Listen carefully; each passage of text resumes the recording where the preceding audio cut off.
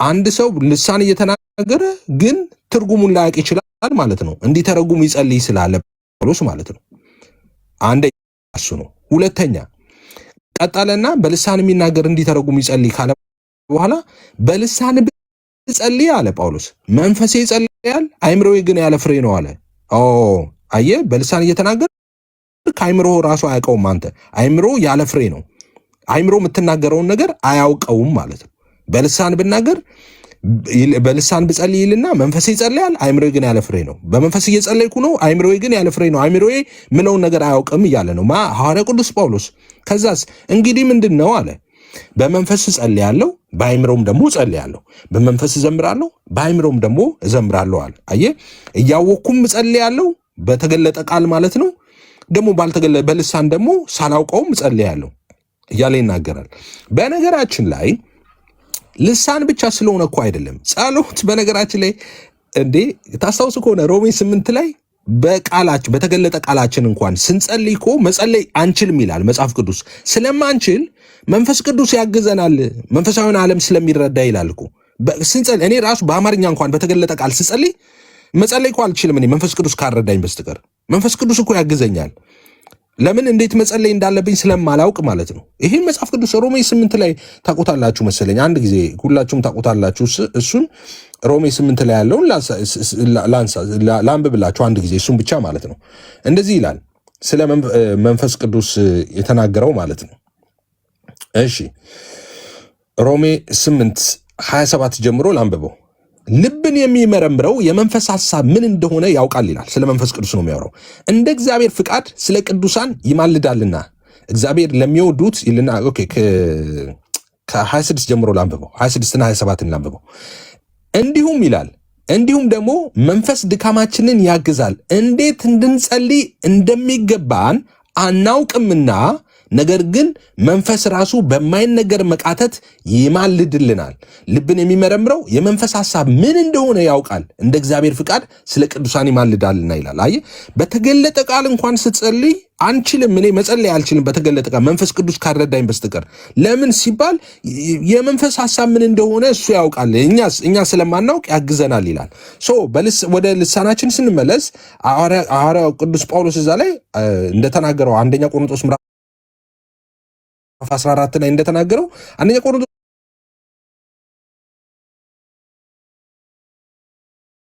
ምዕራፍ 14 ላይ ብቻ አይደለም።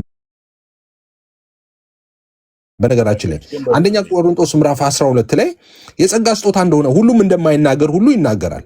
ሁሉም እንዳለለበ እሺ ካልከኝ እየተውኩኝ አወራለሁ። ኤፍዬ ካልኩም ምንም ችግር የለውም። ተነጋግረን ዲቤት ስላልመጣን ደግሞ ለአቅመ ዲቤትም ደግሞ አልበቃውም። ያው ገና የቤተ ክርስቲያን ልጅ ነኝ። የገባኝን እውነትን ነው ማወራው። ጉዳዩ ሮሜ ላይ ያነበብከው ጉዳይ ከልሳን ጋር ስለማይገናኝ ርዕሱ ልሳን ስለሆነ ትቼዋለሁ። ሮሜ 8 ላይ ያነበብከው ከልሳን ጋር አይገናኝም። ቅድም ግን ስታነበው ግን ቁጥር 13 ላይ አንደኛ ቆሮንቶስ ምዕራፍ 14 ቁጥር 13 ላይ ስለዚህ በልሳን የሚናገር እንዲተረጉም ይጸልይ ይላል። ያ እንዲተረጉም ይጸልይ ካለ በኋላ እንዲተረጉም የሚጸለይ ከሆነ ቋንቋ ነው ማለት ነው። ልክ ደግሞ ለአንተ ያግዘኛል ብላ ያመጣው ቁጥር 18 ላይ ከሁላችሁም ይልቅ በልሳን እናገራለሁ እግዚአብሔርን አመሰግናለሁ የሚል ሐሳብን አምጥተህልኛል። እውነት ነው። ጳውሎስ ከሁሉ ይልቅ ልሳን ይናገራል እግዚአብሔርንም ያመሰግናል። ቁጥር 14 እና 15 ላይ እንደዚሁ ደግሞ መተህ ነበር አንተ። በልሳን ብጸልይ መንፈሴ ይጸልያል፣ በአእምሮዬ ግን ያለ ፍሬ ነው እያለ የተናገረበት ናት። ይህ ማለት አሁን ፔንቴኮስታሎች የሚናገሩት ቋንቋ አለመሆኑን ለመናገር ቁጥር 19 ላይ ለእኔም ለአንተም ሊገዛን የሚችል ሐሳብ አለው። ሮሜ ምዕራፍ 14 ቁጥር 9 ላይ ነገር ግን ሌሎች ደግሞ አስተምር ዘንድ በማህበር እልፍ ቃላት በልሳን ከመናገር ይልቅ 5 ቃላት በአእምሮዬ ልናገር እወዳለሁ ይላል። ይህ ማለት ምን ማለት ነው? በአእምሮ 5 ቃላትን የሚናገረው ጉባኤውን የሚያንጽ በጉባኤው ቋንቋ አወራለሁ ነው እንጂ አሁን ፔንቴኮስታሎች እንደሚያወሩት ይሄ ትርጉም አልባው እንደሆነ ቋንቋ አይደለም ጳውሎስ እየተናገረ ያለው። ለምን ቢባል ቁጥር 19 ላይ ነገር ግን ሌሎችን ደግሞ አስተምር ዘንድ በማህበር እልፍ ቃላት በልሳን ከመናገር ይልቅ 5 ቃላትን በአእምሮዬ ልናገር እወዳለሁ። ይህ ቃላት ማለት ምን ማለት ነው? ቃላት ፍቻ ነው። ቃላት በራሱ ደግሞ ትርጉም አለው። ቃላት ማለት 4 ነጥብ ሰው ጋር የሚደርስ ሐሳብ ነው። ስለዚህ ይሄ አሁን ፔንቴኮስታሎች እንደሚናገሩት አለ። ቁጥር 2 ላይ ስንመጣ እዛው ምዕራፍ 14 ላይ ቅድም ስለመጣህብኝ ነው 19 ላይ የመጣሁት። ቁጥር 2 ላይ በልሳን የሚናገር ስለ እግዚአብሔር እንጂ ለሰው አይናገርም ይላል። ተናጋሪው ይህንን ቋንቋ አያውቀውም፣ ያውቀዋል። ኤፍሬም ግን ቅድም ላይ ግን ምን ብላል? ተናጋሪው አያውቀውም። ለዚህም ነው ፕሮቴስታንቶች እኔም ጨምሮ የምናገረው ልሳን ቋንቋውን አላውቀውም፣ ግን ከእግዚአብሔር ጋር እያወራሁበት ነው ትላል። እሱንማ ኦሪጂሰሶችም ይናገራሉ፣ እነሱም ከእግዚአብሔር ጋር እያወራንበት ነው የሚሉት። ያንተን እንዴት ልመስል? ቅደም ያልሆነ ጥያቄ ስጠይቀኝ አለፌዋለሁ። በልሳን የሚናገር ስለ እግዚአብሔር እንጂ ለሰው አይናገርም ሲል በልሳን ተናጋሪው ቋንቋውን አያውቅም ብሎ ቁጥር 2 ላይ አስቀምጦታል ጳውሎስ። እሱን አስረዳኝ። አመሰግናለሁ። እሺ ተሙዬ፣ አሁን መጨረሻ ላይ ካነሳው ልጀምር። ነገር ግን ሌሎቹን አስተምር ዘንድ በማህበር ቃላት በልሳን ከመናገር ይልቅ 5 ቃላት በአእምሮ መናገር እወዳለሁ የሚለውን ማለት ነው። በነገራችን ላይ ይሄ ያው እኔን ሰፖርት የሚያደርግ ነው። ምንድነው ሐዋርያ ቅዱስ ጳውሎስ እዚህ ጋር እያለ ያለው? በጉባኤ መካከል ነገር ግን ይልና ሌሎቹን አስተምር ዘንድ በማህበር እልፍ ቃላት በልሳን ከመናገር ይልቅ 5 ቃላት በአእምሮ መናገር እወዳለሁ። አሁን እዚህ ስለማይተረጎም ልሳን ነው እየተናገረ ያለው። በጉባኤ መካከል ስትናገሩ መተርጎም አለበት እያለ ነው እያስተማረ የመጣው። እዚህ ጋር ጳውሎስ እያለ ያለው ምንድነው? 19 ላይ ሌሎቻችሁን አስተምር ዘንድ በማህበር እልፍ ቃል ልሳን ከመናገር ይልቅ 5 ቃል በአእምሮ መናገር እወዳለሁ አለ። አሁን ለምሳሌ እኔ ላይቭ ላይ 500 ምናምን ሰው አለ እዚህ። አሁን በልሳን እኔ 2 ሰዓት ሙሉ እዚህ ጋር በልሳን ባወራ ማን ነው እዚህ ጋር የሚጠቀመው? አንድ ሰው አለ የሚጠቀም በልሳን ብናገር። ነገር ግን አሁን እኔና አንተ አየህ በአእምሮአችን እየተናገርን ስለሆነ በተገለጠ ቃል ብዙ ሰዎች እየሰሙን ያለው እኔና አንተን። ግን እዚህ ጋር በልሳን እየተቀባበልን 10 ሰዓት ብንጸልይ 10 ሰዓት ብንዘምር 10 ሰዓት ብናወራ አንድም ሰው አይጠቀም። ጳውሎስ እሱም ነው ያለው። ነገር ግን ሌሎቹን ደግሞ አስተምር ዘንድ አለ በማህበር እልፍ ቃላት 5 ቃል በአእምሮ ልናገር እወዳለሁ ይላል። ኦኬ። ስለዚህ አሁን በማህበር መካከል ሰዎችን ለመጥቀም ኦኬ በልሳን ከመናገር ይልቅ በተበለጠ ቃል በአእምሮ ብናገር እወዳለሁ እያለ ነው ያለው። ከዛስ ቆይ ሙሉን ለምን አናየውም? ከ2 ጀምሮ እናንሳና ለአንተ ሙሉን እሰጥሃለሁ። እንደዚህ ነው የሚለው 2 ላይ በልሳን የሚናገር ለእግዚአብሔር እንጂ ለሰው አይናገርም አለ። ኦኬ። በልሳን የሚናገር ለማን ነው የሚናገረው? ለእግዚአብሔር ነው፣ ለሰው አይደለም። ስለዚህ አሁን እኔ በልሳን ስናገር የምናገረው ለእግዚአብሔር ነው እንጂ ለሰው አይደለም። የሚያስተውል የለምና አለ። የሚያስተውል ምን የለምና። ከዛስ በመንፈስ ግን ምስጢርን ይነጋገራል አለ። አሁን በመንፈስ ምስጢርን ይነጋገራል። አንደኛ ለሰው አይደለም ለእግዚአብሔር ነው አለ። ሁለተኛ የሚያስተውለው የለም አለ። ሶስተኛ በመንፈስ ግን ምስጢርን ይናገራል አለ። ስለዚህ አሁንም ቅድም ያልኩትን የሰራሁትን ንጽጽር አስታውሱ። እነ ጴጥሮስ ሐዋርያት ሥራ ምዕራፍ 2 ላይ የተናገሩት ልሳን ለእግዚአብሔር አይደለም ለሰው ነው የተናገሩት እዛ ላይ። እዚህ ጋር ደግሞ የጸጋ ስጦታ ለቤተ ክርስቲያን ተደርጎ የተሰጠው ልሳን ለእግዚአብሔር እንጂ ለሰው አይደለም ይላል። እነ ጴጥሮስ ለሰው ተናገሩ፣ እዚህ ጋር ያለው ልሳን ግን ለሰው አይደለም ለእግዚአብሔር ነው አለ። እንደገና እዚህ ጋር የሚያስተውሉ የለም አለ። የእነ ጴጥሮስን ልሳን ግን ሰዎች አስተዋሉና የእግዚአብሔርን ታላቅ ነገር በገዛ ቋንቋችን እንዴት ይነግሩናል? እነዚህ የገሊላ ሰዎች አይደሉም ወይ አሉ። ከዛስ በመንፈስ ደግሞ ምስጢርን ይናገራል አለ። እዚህ ጋር በመንፈስ ምስጢርን ይነጋገራል ማለት መንፈሳዊ ዓለም ላይ ያለውን የእግዚአብሔርን ሐሳብ ካለው የእግዚአብሔር ሐሳብ ጋር ኮሚኒኬት ያደርጋል ማለት ነው። ከዛስ ትንቢት የሚናገር ለማነጽና ለመምከር ለማጽናትም ለሰው ይናገራል አለ። ከዛስ በልሳን የሚናገር ግን ራሱን ያንጻል፣ ራሱን ኤዲፋይ ያደርጋል። ትንቢት የሚናገር ግን ማህበሩን ያንጻል አለ። ትንቢት የሚናገር ማህበሩን ያንጻል፣ በልሳን የሚናገርስ ራሱን ያንጻል። ከዛስ ሁላችሁ በልሳን ልትናገሩ እወድ ነበር አለ ሐዋርያ ቅዱስ ጳውሎስ። ሁላችሁ በልሳን እንድትናገሩ እወድ ነበር ሲል ኔጌቲቭ ነው አይደለ? ነበር ነው የሚለው። ከዛስ ትንቢትን ልትናገሩ ግን ከዚህ ይልቅ እወዳለሁ አለ። እንዴ ትንቢትን እንድትናገሩ ከዚህ ይልቅ እወዳለሁ፣ ከልሳን ይልቅ ትንቢትን እንድትናገሩ እወዳለሁ እያለ ነው ጳውሎስ። ለምን ከልሳን ትንቢት ይበልጣል እያለ ነው። ከዛ ቀጠለና እንደ ያለ ማህበሩ ይታነጽ ዘንድ ምን ይል ዘንድ ማህበሩ ይታነጽ ዘንድ ንግግሩ ባይተረጎም በልሳን ከሚናገር ትንቢት የሚናገር ይበልጣል አለ። አሁን ገባን ማለት ነው። ጳውሎስ ምን እያለ እንደሆነ ማህበሩ ይታነጽ ዘንድ አለ። ማህበሩ ይታነጽ ዘንድ ንግግሩ ባይተረጎም ስለማይተረጎም ልሳን ነው። አየህ፣ በጉባኤ መካከል ተነግሮ ስለማይተረጎም ልሳን ነው የሚያወራው። ማህበሩ ይታነጽ ዘንድ ንግግሩ ባይተረጎም በልሳን ከሚናገር ይልቅ ትንቢት የሚናገር ይበልጣል። በአጭሩ ምን እያለ ነው? ልሳን ማይተረጎም ከሆነ በጉባኤ መካከል ትንቢት ይበልጣል። ማይተረጎመውን ልሳን በጉባኤ መካከል አትበሉት፣ ትንቢት ተናገሩ፣ ትንቢቱ ይበልጣል። የሚተረጎም ከሆነ ግን ከትንቢት እኩል ነው ልሳን ነው እያለ ያለው። ከዛስ አሁን ግን ወንድሞች ሆይ ወደ እናንተ መጥቼ በልሳን ብናገር በመግለጥ ወይም በእውቀት ወይም በትንቢት ወይም በትምህርት ካልነገርኳችሁ ምን እጠቅማችኋለሁ አለ።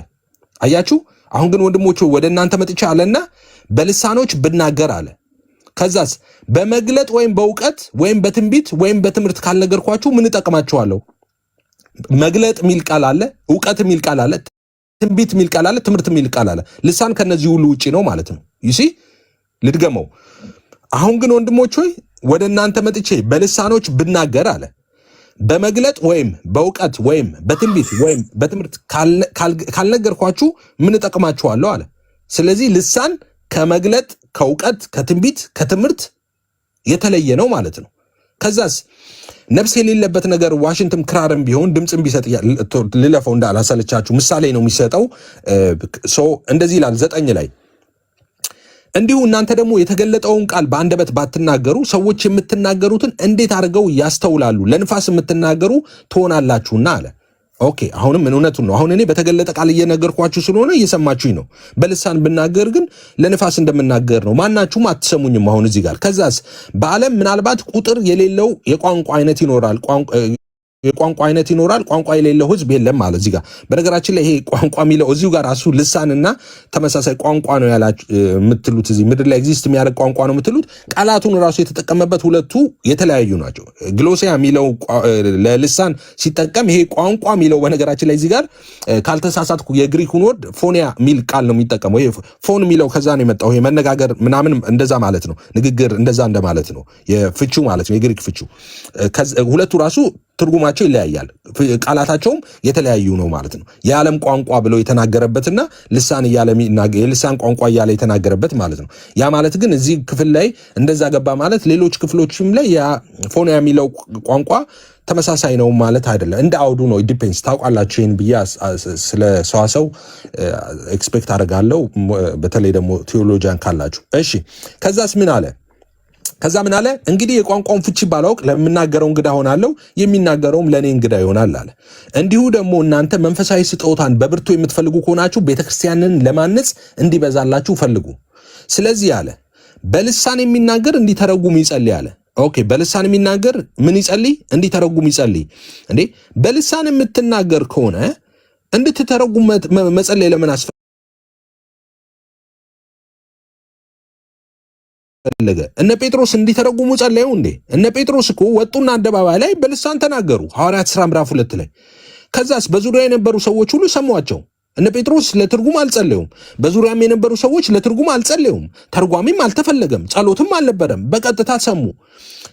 ልሳን ማለት ምድር ላይ ኤግዚስት የሚያደርግ ሰሙዌር የሚነገር ቋንቋ ከሆነ ጃፓንኛ ትሄዳለህ፣ ጃፓን ትሄዳለህ፣ ጃፓንኛ አታውቅም፣ ጃፓንኛ ይሰጣል፣ ትናገራለህ፣ ጃፓኖች ይሰማዋል ማለት ነው። አይደለም እንዴ? ኮሪያ ዋሬቨር ጣሊያን ትሄዳለህ፣ ጣሊያንኛ ትናገራለህ፣ ጣሊያኖችስ ይሰማዋል። የምትናገረውን ጣሊያንኛ ልሳን ይሰጣል፣ ትናገራለህ፣ ይሰማዋል ማለት ነው። አይደለም እያለ ነው ጳውሎስ። ልሳን የሚናገር እንዲተረጉም ይጸልይ፣ በጸሎት የሚገኝ ነው አለ። አንደኛ ቆሮንቶስ ምዕራፍ 12 ላይ ደግሞ ሁሉ ልሳን አይናገርም፣ ሁሉም አይተረጉምም አለ። በግልጽ ነው ያስቀመጠው። ስለዚህ ልሳን የጸጋ ስጦታ ነው፣ መንፈስ ቅዱስ ለቤተክርስቲያን የሰጠው ስጦታ ነው አለ። ተጸልዮ ነው የሚገኘው ማለት ነው። የጸጋ ስጦታ ነው ማለት ነው። ስለዚህ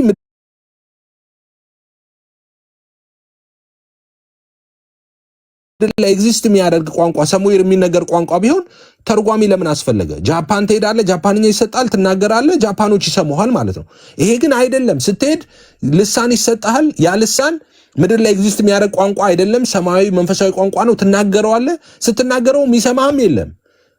ተርጓሚ ያስፈልጋል። ተርጓሚው ደግሞ የጸጋ ስጦታ ያለው ነው መሆን ያለበት። እሱ ደግሞ ይሰማና ከዛ በኋላ እሱ ነው የሚያስተረጉመው እያለ ነው። ከዛስ ቀጣለና ሐዋርያው ቅዱስ ጳውሎስ 14 ላይ በልሳን ብጸልይ መንፈስ ይጸልያል፣ አይምሮ ያለ ፍሬ ነው አለ። በቃ በልሳን ብጸልይ መንፈሴ ይጸልያል፣ አይምሮ ያለ ፍሬ ነው ማለት ነው። አይምሮዬ አያውቀውም ማለት ነው። አሁን እኔ የምናገረውን ነገር አውቀዋለሁ፣ የተገለጠ ቃል እየተናገርኩ ስለሆነ። በልሳን ብናገርስ አላውቀውም። ጳውሎስ በልሳን ስጸልይ መንፈሴ ይጸልያል፣ አይምሮዬ ግን አያውቅም አለ ጳውሎስ። አይምሮ የሚያውቀው ነገር አይደለም ስለ ልሳን እያለ ነው። ግልጽ እኮ ነው። እንግዲህ ምንድን ነው አለ ጳውሎስ። ዝም ልበል ካዲያ አይምሮዬ ስለማያውቀው በልሳን ስጸልይ እንግዲህ ምንድን ነው አለና በመንፈስ እጸልያለሁ በአይምሮዬም ደግሞ እጸልያለሁ አለ። በመንፈስ እዘምራለሁ በአይምሮም ደግሞ እዘምራለሁ አለ። አየህ፣ ሁለቱንም ነው የሚያደርገው ጳውሎስ። በልሳንም ይጸልያል በአይምሮም ይጸልያል። በልሳንም ይዘምራል ደግሞ በአይምሮም ይዘምራል። በልሳን ሲጸልይ ግን መንፈሱ ነው አይምሮ ያለ ፍሬ ነው፣ አይምሮ አያውቀውም እያለ ነው።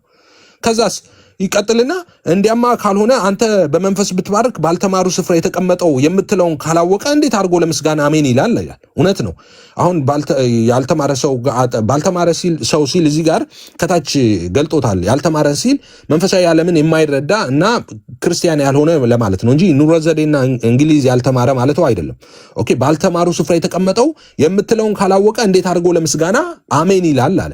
አሁን እኔ እዚህ ጋር በልሳን ብናገር መንፈሳዊ ዓለም የማይረዳ ሰው ምንም ምለውም እንደ እብድ ነው የሚያየኝ። ቀጥሎ እሱ እንደው መጨረሻ ላይ ይናገራል።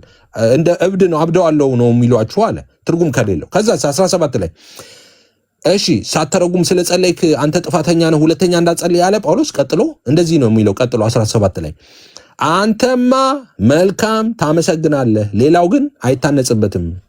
ኤፍሬም አሁን አንተ ጉባኤ ስር ገብተህ በልሳን ብትጸልይ አንተ መልካም ነው የምታመሰግነው፣ ሌላው ሰው ግን አይታነጽበት።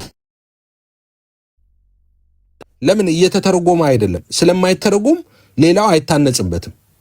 ኦኬ፣ አይታነጽበትም ሌላው። ከዛስ 18 ላይ እንደዚህ ይላል፣ ከሁላችሁ ይልቅ በልሳኖች እናገራለሁና እግዚአብሔርን አመሰግናለሁ ይላል።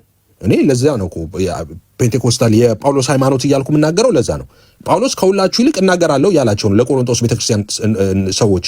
ከሁላችሁ ይልቅ ልሳን እናገራለሁ አለና ነገር ግን አለ ጳውሎስ ሌሎቹን አስተምር ዘንድ በማህበር እልፍ ቃላት በልሳን ከመናገር ይልቅ 5 ቃላት በአይምሮ ልናገር ወዳለሁ አለ። ትክክል።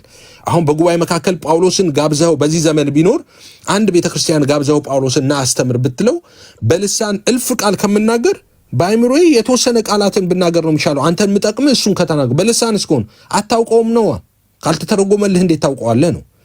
ከዛስ ወንድሞች ሆይ በአይምሮ ሕፃናት አትሁኑ። ላቁም እስከ 19 ያለውን ብንሄድበት አይሻልም?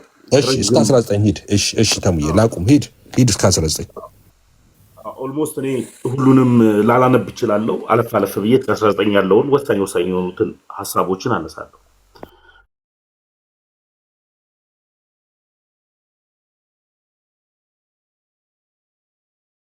እስካሁን ድረስ ድንገት ወይ አዳማጩ የሚያውቀው ሌላው ግን ሰሚ የሆነው ሰው ግን የማያውቀው ሀሳብ ነው። አንደኛ ቆሮንቶስ ላይ የተቀመጠው ከፍቅርም ጋር የተያዘ ሀሳብ ስለሆነ ቁጥር 2 ላይ በልሳን የሚናገር ለእግዚአብሔር እንጂ ለሰው አይናገርም የሚያስተውለውም የለምና በመንፈስ ግን ሚስጥርን ይናገራል። ተናጋሪው በዚህ ቁጥር መሰረት ተናጋሪው የሚናገረውን ቋንቋ ያውቀዋል። አዳማጩ እግዚአብሔርም ደግሞ የተናጋሪውን ቋንቋ ሀሳብን ያውቃል። ነገር ግን ሌላ ሰው ሲያዳምጥ ምን እንደሚያወራ ስለማያውቅ ሚስጥር መሆኑን ምን አይነት ቋንቋ ነው የሚያወሩት? ለምሳሌ ያክል ተናጋሪው በቻይንኛ እያወራ ከሆነ እግዚአብሔር የቋንቋ ባለቤት ስለሆነ በቻይንኛ እግዚአብሔር እየሰማው ነው ያለው። እዚህ ሀሳብ ላይ ተናጋሪው ቋንቋውን አያውቅም ማለት አይደለም። ፕሮቴስታንቶች ወይም ደግሞ ፔንቴኮስታሎች የሚናገሩትን ቋንቋ አያውቁትም። አዳማጩና እኔ ሚስጥርን አወራን ብለው ነው የሚያስቡት። ይህ ማለት ምን ማለት ነው? እግዚአብሔር ከእግዚአብሔር ጋር ሚስጥርን ያወራው በቃ አለቀ። እግዚአብሔር ከእግዚአብሔር ጋር በኤፍሬም ምላስ ወይም በሌላው ፔንቴኮስታል ምላስ ከራሱ ጋር ሚስጥርን አወራ እንጂ ለተናጋሪውም ሆነ አዳማጩ ለሌላውም ነገር ፍሬ የለውም የሚል ሀሳብን ነው የኤፍሬም ንግግር ከሆነ። መጽሐፉ ግን እግዚአብሔር ከእግዚአብሔር ጋር ሚስጥርን ሳይሆን እየተናገረ ያለው ቁጥር 2 ላይ ተናጋሪውና እግዚአብሔር ሚስጥርን እየተነጋገሩ ነው። ተናጋሪውም ያውቀዋል ቋንቋውን፣ እንደዚሁ ደግሞ እግዚአብሔርም ደግሞ ያውቀዋል ቋንቋውን። እየተመላለሱ እየተሳሰቡ ነው ያሉት። አለቀ። በዚህ መካከል ሌላ ሰው ሶስተኛ ቢሰማው ሚስጥር ነው፣ አያውቀውም። ምን አይነት ቋንቋ እያወራ እንደሆነ አያውቀውም ነው ቁጥር 2 ሀሳቡ። ቁጥር 4 ላይ ልምጣ። በልሳን የሚናገር ራሱን ያንጻል፣ ትንቢትን የሚናገር ግን ማህበሩን ያንጻል። በልሳን የሚናገር ራሱን ያንጻል ማለት በዛ ቋንቋ ልጁ በሚችለው ቋንቋ ጸላዩ በሚችለው ቋንቋ ልሳን ማለት ቋንቋ ስለሆነ በሚችለው ቋንቋ ከእግዚአብሔር ጋር ሲነጋገር ራሱን ያንጻል፣ ሰላምን ያገኛል፣ መልሱ እንደተመለሰለት ሆኖ ይቀበላል። ግን ሌላው ማህበሩ በራሳቸው አንድ አይነት ቋንቋ ለምሳሌ ያክለኛ እዚህ ጋር አማርኛ ነው እያወራን ያለ ነው። እኔ በኦሮምኛ ባወራ ኦሮምኛ ማይችል ሰው ሊኖር ስለሚችል በአማርኛ አዳማጩን ሁሉ እንትን እንዲል በምንችለው ቋንቋ ትንቢትን ብንናገር ይቀላል ነው እንጂ በልሳን የሚናገረው እውነት ነው። ቅድም ቁጥር 2 ላይ ምን ብያለሁ? የሚናገረው ሰውዬ ቋንቋውን ያውቀዋል። ቋንቋውን ስለሚያውቀው ከእግዚአብሔር ጋር ስለወራበት ራሱን ያነጻል የሚል ሐሳብ ነው ያለው እዚህ ጋር። ቁጥር 9 ላይ ልምጣ አጠራጠር ብዬ እንዲሁ እናንተ ደግሞ የተገለጠውን ቃል በአንደበት ባትናገሩ ሰዎች የምትናገሩት እንዴት አድርገው ያስተውሉ? ለነፋስ የምትናገሩ ትሆናላችሁ ይላል። ደግሜ ላንብበው። እንዲሁ እናንተ ደግሞ የተገለጠውን ቃል በአንደበት ባትናገሩ ሰዎች የምትናገሩትን እንዴት አድርገው ያስተውላል? ለነፍስ የምትናገሩ ይሆናል። ይህ ማለት ምን ማለት ነው? ተናጋሪው በሚጸልየው ቋንቋ እግዚአብሔር ከእግዚአብሔር ጋር ሚስጥርን በእኔ ምላስ አያወራም፣ ወይም ደግሞ በሌላው ፔንቴኮስታል ምላስ አያወራም። ሚስጥርን ይናገራል ሲባል እግዚአብሔር ምን አይነት ሚስጥረኛ ቢሆን ነው እሱ ማያውቀውን ስለ እኔ በሚስጥር እያወራልኝ ምን ብዬ እንደጠየኩት ለምን እንደምፈልገው ሳያውቅ እግዚአብሔር ከራሱ ጋር ሆኖ ሚስጥርን እያወራልኝ ሊያድነኝ ስለማይችል ያ ነው። ቁጥር 10 ላይ በዓለም ምናልባት ቁጥር የሌለው ቋንቋዎች አይነት ይኖራል፣ ቋንቋውም የሌለው ህዝብ የለም ይላል። እውነት ነው። ዓለም ላይ ብዙ ህዝብ አለ። እኛ ማናውቀው አይነት ቋንቋዎች አሉ። በዓለም ላይ ቋንቋ የሌለው ህዝብ ስለሌለ በዛ ቋንቋ በገባን ቋንቋ የቋንቋው ባለቤት እግዚአብሔር ስለሆነ ከእግዚአብሔር ጋር እኛ ምንን ሚስጥር ወይም ደግሞ ጸሎትን እንጸልያለን። በዓለም የሌለ አይነት ቋንቋ ስለሌለ እግዚአብሔር የምን ቋንቋ ነው? የእግዚአብሔር የምን አምላክ ነው? የቋንቋ ባለቤት አምላክ ስለሆነ ቋንቋንም የሚሰጠው ራሱ እግዚአብሔር ስለሆነ በዓለም ላይ ምናልባት ቁጥር የሌለው ቋንቋ አይነት ይኖራል፣ ቋንቋም የሌለው ህዝብ ግን የለም። እኛ ቁጥሩን ላናቅ እንችላለን፣ በዓለም ላይ ያለውን ቋንቋ አይነት ግን ህዝብ ባለበት አካባቢ ጋር ቋንቋውን የማይናገር ህዝብ ግን የለም። ለምሳሌ ያክል ሰሜን ላይ ኩናማ የሚባል ትግራይ አካባቢ ጋር አለ። ኩናምኛ ላንችል እንችላለን፣ ትግርኛና ኩናምኛ ይለያያል። እንደዚሁ ደግሞ ትግራይ ውስጥ ደግሞ ዩሮፕ የሚባል ቋንቋ አለ። ዩሮፕ ላይ ልክ እዛው ትግርኛ ላይ የትግራይ ክልል ላይ ዩሮፕ የሚናገሩ ሰዎች አሉ። ነገር ግን ትግርኛና ዩሮፕ ይለያያል፣ ኩናምኛና ዩሮፕ ይለያያል። ልክ እንደዚሁ በዓለም ላይ ምናልባት ቁጥር የሌለው ቋንቋ አይነት ይኖራል፣ ቋንቋም የሌለው ህዝብ የለም ለማለት ነው። ይህ ማለት የቋንቋው ባለቤት እግዚአብሔር ነው እንጂ ተናጋሪው ሰው አያውቀውም ማለት አይደለም። ቁጥር 11 እንግዲህ የቋንቋውን ፍቺ ባላውቅ ለሚናገረው እንግዳ እሆናለሁ፣ የሚናገረውም ለእኔ እንግዳ ይሆናል። በጣም ጥሩ። በዓለም ምናልባት ቁጥር የሌለው ቋንቋ ቁጥር 11 ላይ እንግዲህ የቋንቋውን ፍቺ ባላውቅ ማለት የምናገረውን ቋንቋ እኔ ፍቺውን ባላውቅ ለምናገረውም እንግዳ ሆናለሁ፣ የሚናገረውም ለእኔ እንግዳ ይሆናል። ይህ ማለት ነው ቅድም ላይ ያወራሁት እግዚአብሔር በእኔ ምላስ ከኔ ጋር ሚስጥርን አያወራልኝም እኔ ማላውቀውን ቋንቋ። ስለዚህ እግዚአብሔር እኔ ማላውቀውን ቋንቋ ሚስጥርን ከኔ ጋር የማያወራልኝ ከሆነ ተናጋሪውም የሚናገረውን ቋንቋ ካላወቀ ያለ ፍሬ ነው፣ አዳማጩም ያለ ፍሬ ነው ማለት ነው። ቁጥር 11 ላይ ያስቀምጠው አለቀ። ስለዚህ ፔንቴኮስታሎች የሚናገሩትን ቋንቋ አያውቁትም፣ ግን ከእግዚአብሔር ጋር ሚስጥርን እያወሩ ነው። ምን አይነት ሚስጥረኛ አምላክ ቢሆን ነው? ምን አይነት ድብቅ አምላክ ቢሆን ነው? በዚህ ሐሳብ ድብቅ አምላክ ሆነ። አዎ ለአንተ በራስ ምላስ ከራሱ ጋር ሚስጥርን ያወራል። ድብቅ አምላክ ነው ማለት። እግዚአብሔር ግን ድብቅ አምላክ ስላልሆነ ተናጋሪውም አዳማጩም እንደዛ ነገርን አያስብም ነው እያለ ያለው። ቁጥር 12 ላይ እንዲሁ ደግሞ እናንተ መንፈሳዊ ስጦታን በብርቱ የምትፈልጉ ከሆናችሁ ቤተ ክርስቲያን ለማነጽ እንዲበዛላችሁ ፈልጉ። ይህ ማለት ምን ማለት ነው? መናገርም መተርጉምም ለሁሉም ቋንቋ መስጠት የሚገባውን ሐሳብን ስጡ ነው እያለ ያለው ቁጥር 13 ላይ። ስለዚህ በልሳን የሚናገር እንዲተረጉም ይጸልይ። በጣም ጥሩ። ለምሳሌ ያክል እኔ ቻይና ሄጄ በቻይንኛ ብናገር ቻይና ሄጄ በአማርኛ ቋንቋ እየጸለይኩኝ ከሆነ ለቻይናው ሰውዬ ለመናገር ቻይንኛ እንድችል ልጸልይ ነው ትርጉሙ። በቃ ሌላ 4 ነጥብ። ቋንቋ ስለሆነ ልሳን ማለት ሌላ ትርጉም ስለሌለው ቻይና ሄጄ በአማርኛ እየጸለይኩኝ ከእግዚአብሔር ጋር በዚህ ልሳን በዚህ ቋንቋ እየጸለይኩኝ ቻይናዊ ያለው ሰውዬ ግራ ከሚጋባ ቻይንኛ የምችልበትን ትርጉም ይስጠኝ ነው ሐሳቡ እንጂ ሌላ ሐሳብ አይደለም እየተናገረ ያለው። ቁጥር 16 ላይ እንዲያማ ካልሆነ አንተ በመንፈስ ብትባረክ ባልተማሩ ስፍራ የተቀመጠውን የምትለውን ካላወቀ እንዴት አድርጎ ለምስጋና አሜን ይላል? መልጣም ጥሩ። በዚህ ዘመን ፔንቴኮስታል ላይ የምናያቸው ነገሮች ለተነገረ ሁሉ ልሳን አሜን ይላሉ። ተናጋሪው ማያውቀው፣ አዳማጩ ማያውቀው። ግን አንድ ትርክት አለቻቸው። ከእግዚአብሔር ጋር ሚስጥርን ያወራል የሚል ትርክት። ከእግዚአብሔር ጋር ሚስጥርን የሚናገር ከሆነ የሆነ ልሳን ፔንቴኮስታሎች ሲናገሩ አዳማጩ አሜን ይላል። ስለዚህ ይህንን ትርጉም ካላወቀ ትክክለኛ ክርስቲያን ማለት ነው በሚነጋገረው ቋንቋ ትርጉሙን ካላወቀ እንዴት አሜን ይላል? ስለዚህ ህዝቡ አሜን ለማለት ቋንቋው ምን ማድረግ አለበት? ማወቅ መቻል አለበት። ዝም ብለህ አታውራ። አንተ ማታውቀውን አዳማጩ ማያውቀውን ቋንቋ የምታወራ ከሆነ እንዴት ህዝቡ አሜን ይበል? ለዚህ ነው ሚስጥር ይናገራል እየተባለ የሚሳሳተው ማለት ነው። ፔንቴኮስታሎች ጋር ያለው ሐሳብ ይሄ ነው። ከሁላችሁ ይልቅ በልሳን እናገራለሁና እግዚአብሔርንም አመሰግናለሁ ይላል። ይህን የሚናገረው ሐዋርያው ጳውሎስ። ከሁላችሁ ይልቅ ቋንቋውን ይችላሉ። ብዙ አይነት ቋንቋ ለብዙ አይነት ሰዎች ወንጌልን መስጠት ይችላለሁ። በዚህም ደግሞ በሰጠኝ ቋንቋ ሁሉ ለብዙዎች መድረስ በሚችለው ቋንቋ ሁሉ እግዚአብሔርን አመሰግናለሁ ነው የሚል።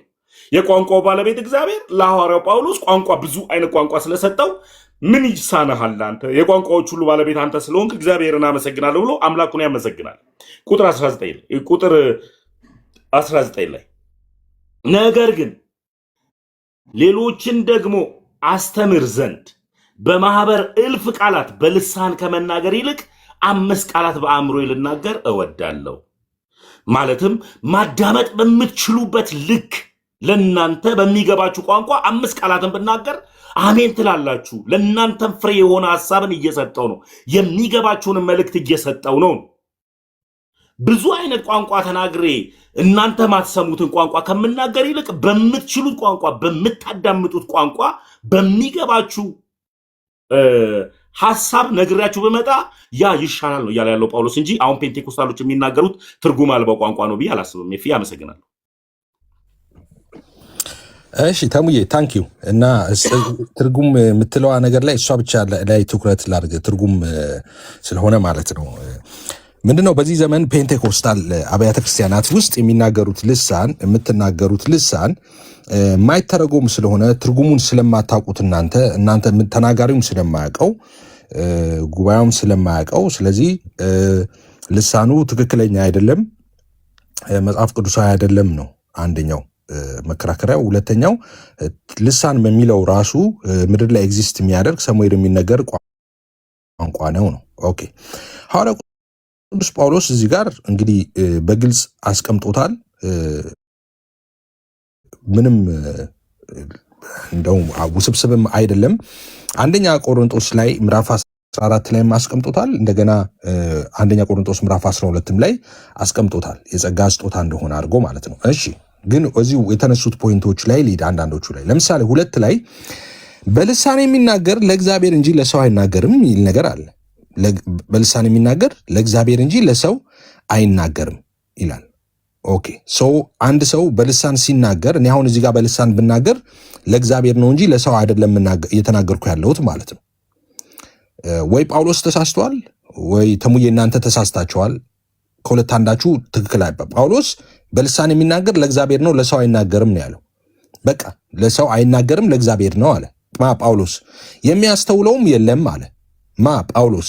በመንፈስ ግን ምስጢርን ይናገራል አለ። እሺ አሁን ቀደም እንዳልኩት ሐዋርያት ሥራ ምዕራፍ 2 ላይ ሉቃስ እንደጻፈልን በበዓለ ሃምሳ ወቅት በቤተ ክርስቲያን ተከላ ወቅት እዛ ጋር እነ ጴጥሮስ ልሳን ተናግረዋል። ልሳን ሲናገሩ ሰዎች ሰምተዋቸዋል። ለሰው ነው የተናገሩት፣ ለእግዚአብሔር አይደለም። ሰዎች ሰሟቸው፣ በዙሪያቸው የነበሩት ለነሱ ነው የተናገሩት።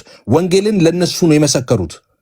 እዚህ ጋር ግን በልሳን የሚናገር ለእግዚአብሔር እንጂ ለሰው አይናገርም አለ። ይሄ ለአዲስ ኪዳኒቷ ቤተክርስቲያን የጸጋ ስጦታ ተደርጎ የተሰጠው የልሳን አይነት ነው። ለእግዚአብሔር ነው ለሰው አይደለም። እነ ጴጥሮስ የተናገሩት ግን ለእግዚአብሔር አይደለም ለሰው ነው። እዚህ ጋር ጳውሎስ ግን ለሰው አይደለም ለእግዚአብሔር ነው አለ። ሁለተኛ የሚያስተውለው የለም አለ እዚህ ጋር ጳውሎስ። እዛ ጋስ እነ ጴጥሮስንማ ሲናገሩ ያስተዋለው ሰው ነበረ። ስላስተዋሉም ነው የእግዚአብሔርን ታላቅ ነገር በገዛ ቋንቋችን ይነግሩናል፣ እነዚህ የገሊላ ሰዎች አይደሉም አሉ ሐዋርያት ሥራ ምዕራፍ 2 ላይ ማለት ነው። እዚህ ጋር ግን የሚያስተውለው የለም ማለት ሌላ በመንፈስ ሚስጥር እንነጋገራል ማለት ሰዎች ተሙዬ እዛ ጋር ሰዎች ለእግዚአብሔር ሚስጥርን ይነግሩታል ማለት አይደለም። ከእግዚአብሔር የተደበቀ ሚስጥር ነው። በመንፈስ ሚስጥርን ይናገራል ማለት ከእግዚአብሔር ጋር ኮሚኒኬት ያደርጋል።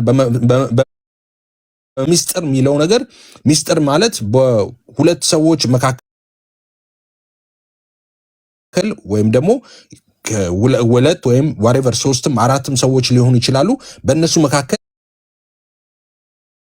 ነገር ግን ሁሉም ሰው የማያውቀው ማለት ነው። ኦኬ ሁሉም ሰው የማያውቀው ማለት ነው። ለምሳሌ እዚህ ጋር የኔና የግርምሽ ሚስጥር ይኖራል። የኔና የመርጌታ ሚስጥር ሊኖር ይችላል። የኔና ያንተ ሚስጥር ሊኖር ይችላል።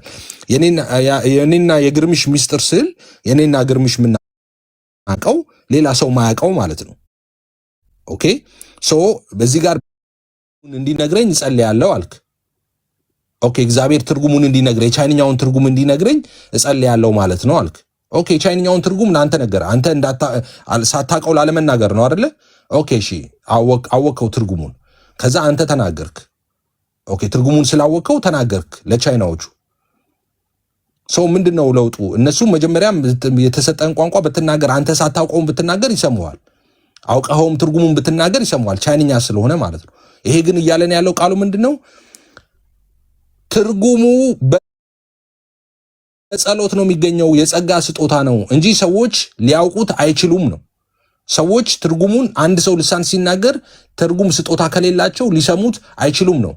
እነ ጴጥሮስ ሲናገሩ በዙሪያቸው የነበሩ ሰዎች ሰሟቸው። እነ ጴጥሮስ ትርጉም ጠይቀዋል እንዴ? አልጠየቁም። ትርጉም አልጠየቁም። ልሳን ወረደባቸው፣ ተናገሩ ነው የሚለው። እነ ጴጥሮስ ሲናገሩ ግን በዙሪያ የነበሩ ሰዎች ሰሟቸው። አንተም ቻይንኛ ስትሄድ ምድር ላይ ኤግዚስት የሚያደርግ ቋንቋ ቢሆን ኖሮ ቻይንኛ ትጠይቃለህ፣ ይሰጥሃል። ከዛስ ቻይንኛውን ትናገራለህ። በዙሪያ የተሰበሰቡ ሰዎች ቻይንኛ ስለሚያውቁ ይሰሙሃል። ነገር ግን አይደለም እያለ ነው። ትርጉም ያስፈልገዋል፣ መንፈሳዊ ሰማያዊ ቋንቋ ስለሆነ ማለት ነው። እሱ ብቻ አይደለም። ቀጠለና 14 ላይ በልሳን ብናገር መንፈሴ ይጸልያል፣ አይምሮዬ ግን ያለ ፍሬ ነው አለ። ምን አለ? በልሳን ብጸልይ መንፈሴ ይጸልያል አለን፣ አይምሮ ያለ ፍሬ ነው። አይምሮ አያውቀውም ማለት ነው። አይምሮ ያለ ፍሬ ነው ማለት አያውቀውም። አይምሮ ሳያውቀው ነው በልሳን የምትጸልየው። ስለዚህ ሰውየው ማወቅ አለበት የምትለው ከተሰጠው የጸጋ ስጦታ ከተሰጠው ኦኬ ትርጉሙን ያውቀዋል፣ ጥሩ ነው። ትርጉሙን ያውቀዋል ማለት ነው የጸጋ ስጦታ ከተሰጠው። ከዛስ ሰውየው ይናገራል። የተናገረውን የእግዚአብሔር መልእክት ካለ ለህዝቡ ይናገራል። ኦኬ እግዚአብሔር የሰጠው መልእክት ካለ ለጉባኤው የሚሆን ነገር ካለው ይናገራል፣ ይተረጉማል። እሱ ላይተረጉም ይችላል። ሌላ ደግሞ የትርጉም ስጦታ ያለው ሰው ሊኖር ይችላል። አንደኛ ቆሮንቶስ ምዕራፍ 12 ላይ ሁሉ አይናገሩም ሁሉ አይተረጉሙም ስለሚል አንዳንዶቹ ትርጉም ተሰጥቷቸዋል፣ አንዳንዶቹ ደግሞ መናገር ተሰጥቷቸዋል ስለሚል ማለት ነው። ስለዚህ ትናገራለህ አንተ፣ ትርጉሙ ካለ ትተረጉምላቸዋለህ፣ ትርጉሙ ከሌለ ደግሞ ትርጉሙ ሌላ ያለው ሰው ይተረጉምለታል ለህዝቡ። ህዝቡማ አያውቅም፣ የተሰበሰበው ሰው አያውቅም። ለምንድን ነው የማያውቀው? የገዛ ቋንቋ አይደለም። እነ ጴጥሮስ ጋር የተሰበሰቡ ሰዎች የገዛ ቋንቋችን ነው እንዳሉት የገዛ ቋንቋ አይደለም። 14 ላይ ያለው ትርጉም ያስፈልገዋል፣ መተርጎም አለበት ለሰው። ከዛስ ልተወው እንዴ? ትርጉም ስለሌለው ልተወው አለ ጳውሎስ አላለም። 14 ላይ እንደዛ ብሎ በልሳን ብጸልይ እዛ ካዲያማ ከእንዳ ካልሆነ አንተ በመንፈስ ብትባርክ ባልተማሩት ስፍራ የተቀመጠው የምትለውን ካላወቀ እንዴት አድርጎ ለምስጋና አሜን ይላል ይላል። ይሄኛው እንግዲህ ቅድም እንዳልኩት ነው። አንተ ስትናገር ያ ሰው አሁን ጴንጤዎች ልሳን ሲናገር አንድ ሰው አሜን ይላሉ። ትርጉሙን ሳያውቁት ለምንድን ነው አሜን የሚሉት? አንድ ሰው በትርጉም ሲናገር አይሚን ያለ ትርጉም ልሳን ሲናገር ጴንጤዎች አሜን የሚሉበት ጊዜ አለ እና ትርጉሙን ካላወቁት ለምንድን ነው አሜን የሚሉት? ለምሳሌ እዚህ ጋር ደግሞ ምን ይላል? በመንፈስ ብትባርክ ባልተማሩ ስፍራ የተቀመጠው የምትለውን ካላወቀ እንዴት አድርጎ ለምስጋና አሜን ይላል የሚል ነገር ስለተነሳ አልክ። ኦኬ ጉድ። እዚህ ጋር እኮ ምንድን ነው የሚለው? እንዲያማ ካልሆነ አንተ በመንፈስ ባርክ ይልና በልሳን ብትጸልይ ማለት ነው። ባልተማሩት ስፍራ የተቀመጠው የምትለውን ካላወቀ ይላል። ባልተማሩት ስፍራ የሚለው አሁንም ያልተማረ ማለት እንዳልኩት እርሻና ኑረ ዘዴ ያልተማረ ማለት አይደለም። መንፈሳዊውን ዓለም ያልተረዳ ክርስቲያን ያልሆነ ማለት ነው። አዲስ ወደ ጉባኤ የሚመጣ ሰው ማለት ነው። እሱ እንዴት አሜን ይላል? ለምስጋና አሜን ይላል። ጴንጤዎችማ አሜን ይለዋል መንፈሳዊውን ዓለም ስለሚረዱ ማለት ነው። እነሱማ መንፈሳዊያን ናቸው፣ በመንፈስ የሚመሩ እነዚህ እግዚአብሔር ልጆች ናቸውና እንደሚል እነሱማ ከአንድ መንፈስ ጠጥተዋል። እነሱ አሜን ይላሉ። ያልተማረ የሚለው የማያምን ሰው መንፈሳዊን ዓለም የማይረዳ ሰው ነው። ከየት አምጥተህ ነው ኤፍሬም እንደዛ የምትለው? 16 ራሱ ጳውሎስ እንደዚህ ይላል። ያልተማረ ሰው ማለት ምን ማለት እንደሆነ መጨረሻ ላይ እንደዚህ ይላል ጳውሎስ ራሱ እዚህ ቁጥር ላይ ማለት ነው። እንደዚህ ይላል። እሺ 24 ላይ 23 ጀምሮ ላንብበው። እንግዲህ ይላል 23ን ላንብበው። እንግዲህ ማህበር ሁሉ አብረው ቢሰበሰቡ ሁሉም በልሳኖች ቢናገሩና ያልተማሩ ወይም የማያምኑ ሰዎች ቢገቡ አብደዋል አይልምን ይላል። አየህ፣ ያልተማሩ ወይም የማያምኑ የሚለው ይህንን ነው። መንፈሳዊ ዓለምን ማይረዱና ጌታን ያልተቀበሉ ጌታን የማያውቁ ክርስቲያን ያልሆኑ ማለቱ ነው። ቢገቡ አብደዋል አይሉም ይላል። እውነት ነው፣ አብደዋል ነው የሚለው። አሁን ሙሉ ወንጌል ቢገባ አንድ ሰው እግር ጥሎት ሁሉም ተነስቶ በልሳን ቢጸልይ፣ አሁን ያልተማረ ሰው ስለ ስፒሪቹዋል ነገር ምንም ማያውቅ ሰው በጌታ ማያምን ሰው ቢገባ እንዴ እነዚህ ሰዎች እብዶች ናቸው፣ ብዙ ጊዜም ተብለናል። እብዶች ናቸው አይደል እንዴ ነው የሚለው። ለምን ያ ትርጉም ስለማያውቀው ማለት ነው። ተርጓሚ ቢኖር ግን ልሳን አንዱ ሲናገር በተራ እያለ የሚናገረው ነገር አለ። እዚሁ ላይ አንዱ ሲናገር አንዱ ጸጥ በል ይተርጉም ምናምን የሚለው አለ። እንደዛ ከተረጎመ ሰዎች ሁሉ ይሰማሉ።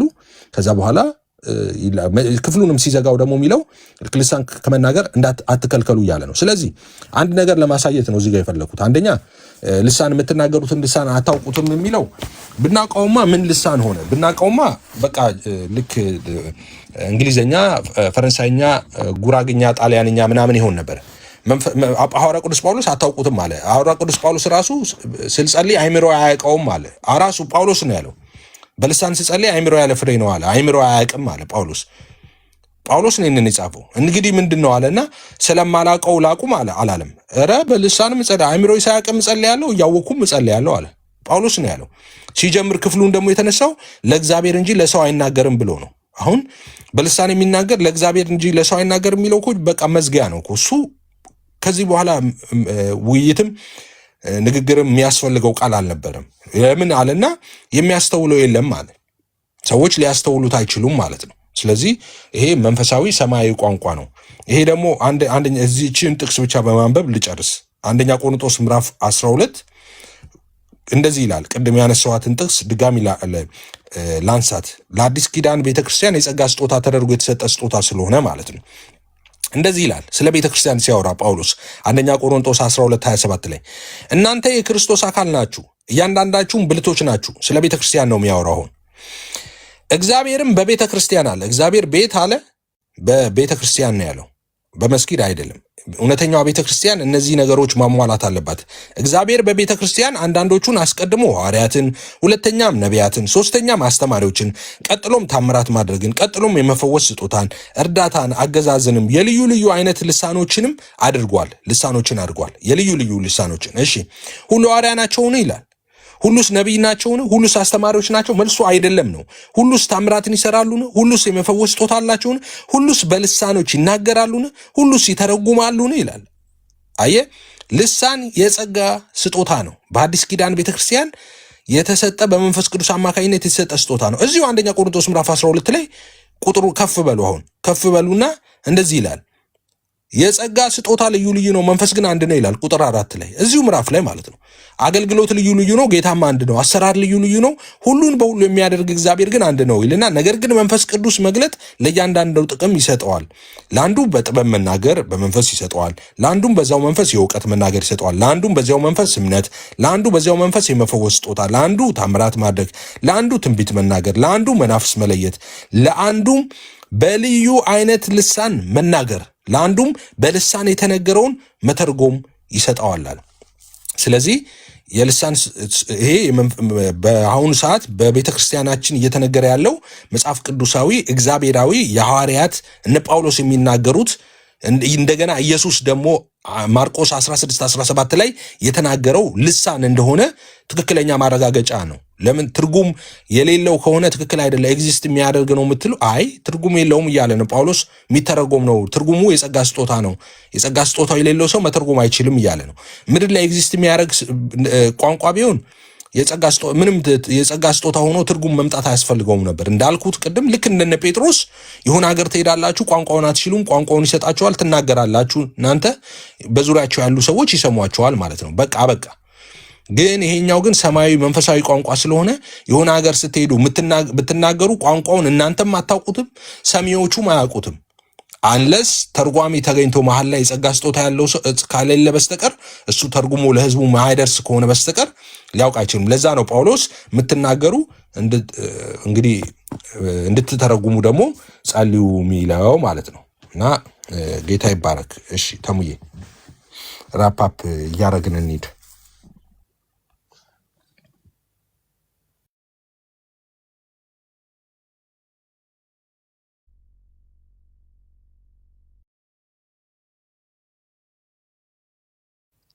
ተሙዬ ሚዩት ነህ።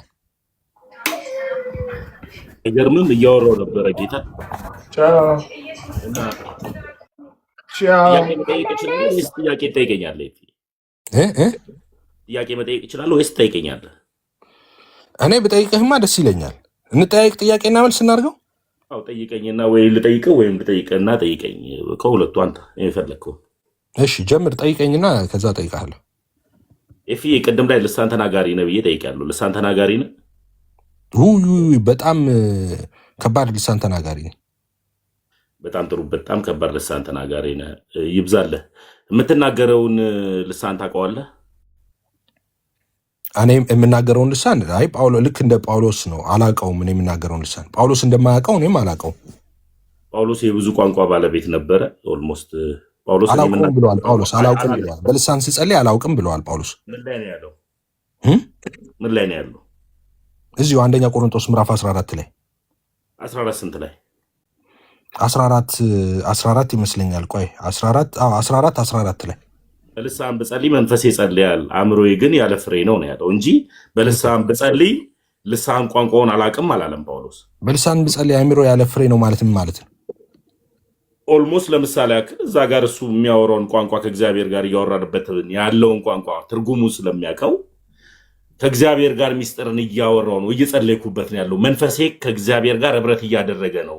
አሁን ከስጋ አይደለሁም። በቃ ከእግዚአብሔር ጋር ህብረት እያደረግኩ ነው እንጂ የምናገረውን ቋንቋ አውቃለሁ አላውቅም ማለት አእምሮ ያለ ፍሬ ነው ማለት ማለት ነው። አእምሮ ያለ ፍሬ ነው ማለት የስጋ ምኞትን እየፈጸምኩ አይደለም። በቃ ከእግዚአብሔር ጋር ህብረት እያደረግኩ ነው የሚለው ጳውሎስ። በልሳን ብጸልይ መንፈስ አእምሮ ግን ያለ ፍሬ ነው ማለት አእምሮ አያውቀውም ማለት ነው። አእምሮ የሚጸልየውን አላውቀው እንጂ በልሳን ብጸልይ መንፈሴ ይጸልያል ማለትም መንፈሳዊ ኮኔክት ወይም ደግሞ በጸሎት ላይ ከእግዚአብሔር ጋር ህብረት እያደረግኩኝ ነው።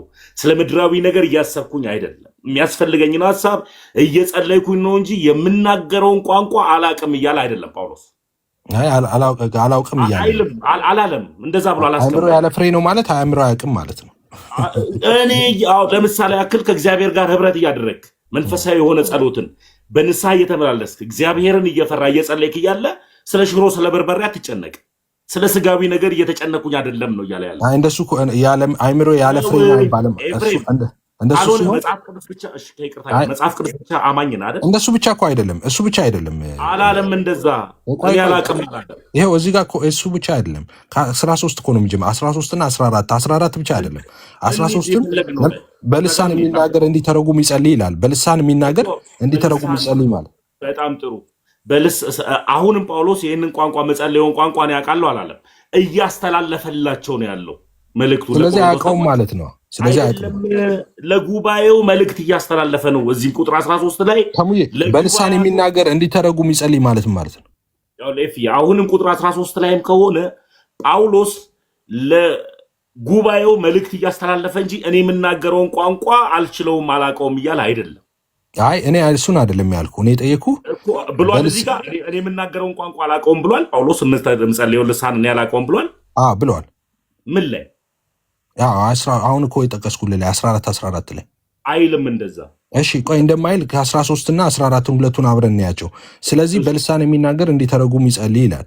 በልሳን የሚናገር እንዲተረጉም ይጸልይ ማለት ምን ማለት ነው? ተሙ ከሱ ስለሆነ የሚጀምረው ከሱን ጀምር ብዬ ነው። ይሄንን ሀሳብ የተናገረው እኔ ልሳን ተናጋሪ ነኝ የምናገረውን ቋንቋ ግን ትርጉሙን አላውቀውም እያል አይደለም ጳውሎስ። ጳውሎስን እንተውና በልሳን የሚናገር እንዲተረጉም ይጸልይ አለ እኮ። ይኸው ሐሳቡን እኮ ሊሄድበት ነው እኮ የፍዬ እሺ ምን ማለት እዚህ ቁጥር 13 ላይ ራስ ጠያቂውን ከመለሰ ችግር የለውም እኔ ለመለስልህ። ስለዚህ ችግር የለውም። ስለዚህ በልሳን የሚናገር እንዲተረጉም ይጸልይ ሲል ጳውሎስ መልእክት እያስተላለፈ እንጂ እኔ ቋንቋውን እየተናገርኩኝ የቋንቋውን ትርጉም አላውቅም እያለ አይደለም። እሺ መልእክቱ እኮ ምንድነው? መልእክቱ ምንድነው? በልሳን የሚናገር ስለ ልሳንና ስለ ፍቅር እያስተማራቸው ነው ያለው። እንደዚህ ነው ያለው ጳውሎስ እዚህ ጋር በልሳን የሚናገር እንዲተረጉም ይጸልይ ያለ ምን ማለት ነው? በልሳን የሚናገር እንዲተረጉም ይጸልይ ማለት ነው። የቋንቋው ትርጉም ይኑራችሁ። ቋንቋውን ትርጉሙን ሳታውቁት ብትናገሩ ለአዳማጩ ቢጠቀም አይደለም ነው። ኦኬ ግን በልሳን እየተናገሩ በዚህ ጉባኤ ላይ በልሳን የሚናገሩ ግን የማይተረጉሙ ሰዎች አሉ ማለት ነው አይደል?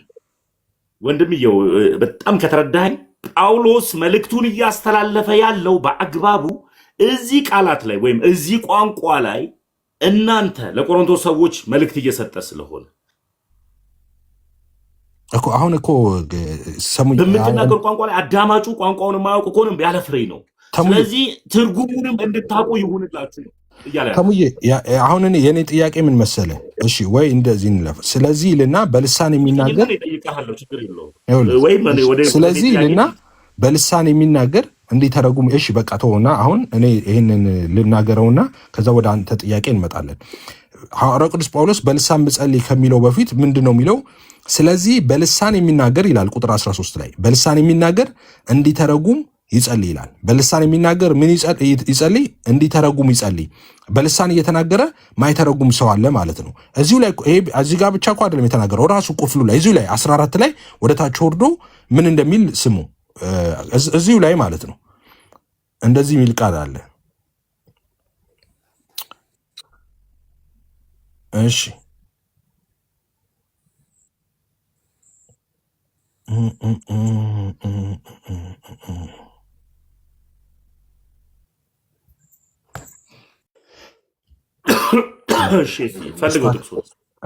አይ ስታክ አድርጋብኝ ነው አይፓዴ። አንድ ደቂቃ እሺ። አይ መጥቷል። ምናልባት እቺ ክፍል ግን እንዲህ ይላል።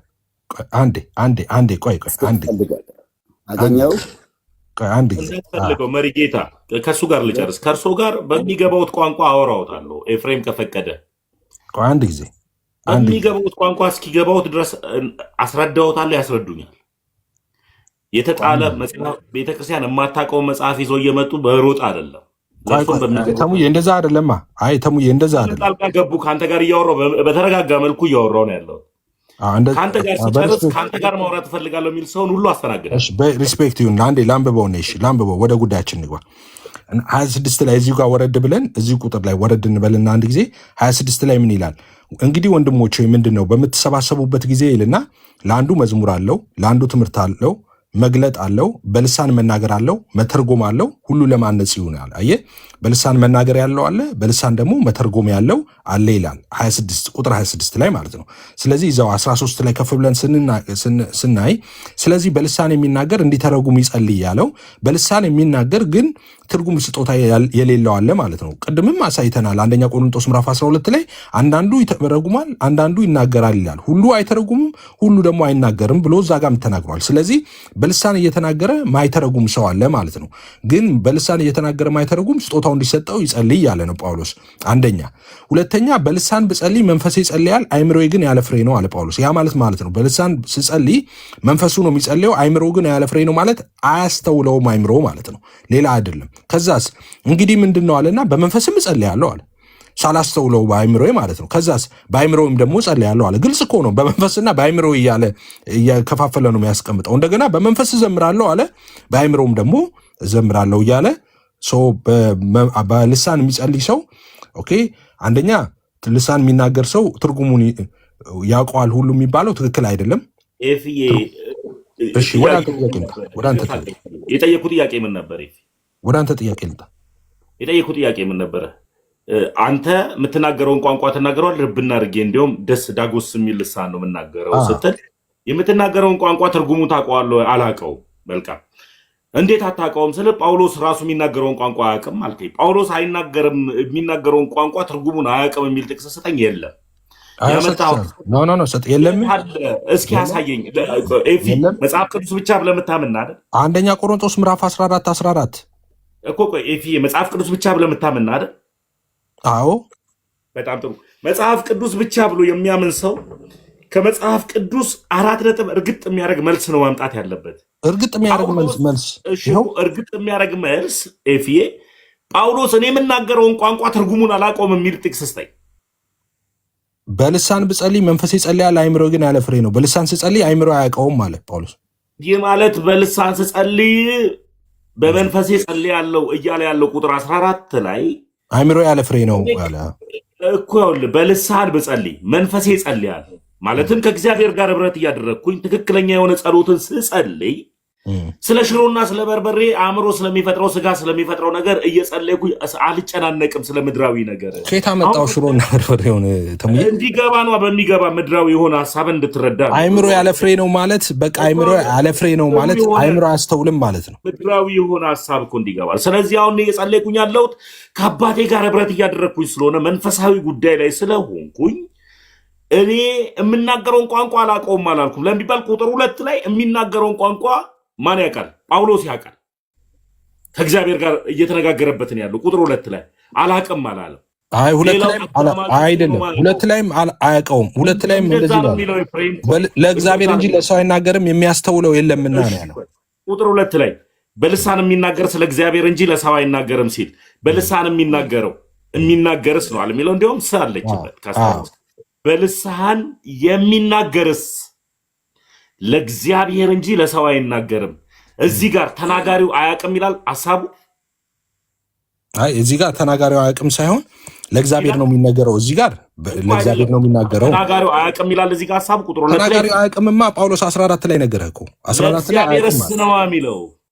ለእግዚአብሔርስ 14 ላይ ነገረ 14 ላይ ነገረ ቁጥር 14 ላይማ እኮ መጣን እኮ የለም ሐሳቡ። 14 ላይ በእንግሊዝኛ ምን ይላል መሰለህ? For if I pray in an unknown tongue ይልና my spirit prays but my understanding is unfruitful ይላል። አንደርስታንዲንግ አንፍሩትፉል ማለት አላስተውልም ማለት ነው። አላስተውልም የምናገረውን አላስተውልም፣ አይምሮ አያስተውለውም ማለት ነው። በልሳን ሲጸልይ አይምሮ አያስተውልም ማለት ነው። ከእግዚአብሔር ጋር ግን ቋንቋውን ግን ያውቀዋል። ኤፍሬም ምን ሆነሃል? ጳውሎስ ቋንቋውን ሊያውቀው የሚችለው ትርጉም ከተሰጠው ብቻ ነው። አንተ የምትናገረውን ቋንቋ አንተ የምትናገረውን ልሳን የተረጎሙልህ ሰዎች አሉ። ልጅ እያለው አንድ ጊዜ እርግጠኛ መሆኑን በምን አወቅ? የትኛው ምኑ የቋንቋውን ፍቺ? አይ እኔ እኮ ጴንጤ ነኝ እኮ በስጋ ብቻ ዝም ብዬ የምመላለስ እኮ እንትን አይደለሁም። እኔ በመንፈስ የሚመሩ እነዚህ እግዚአብሔር ልጆች ናቸው እንደሚል እኔ መንፈስ ቅዱስ ያለኝ ሰው ነኝ እና እውነትና ውሸትን መለየት ይችላለሁ። መጽሐፍ ቅዱስ ይህንን ይመረምራል፣ እንደውም በማንም አይመረመርም ይላል ስለ እኔ ሲናገር። ስለዚህ ጴንጤ እኮ ስትሆን አንደኛው እሱ ነው እኮ ጥቅም።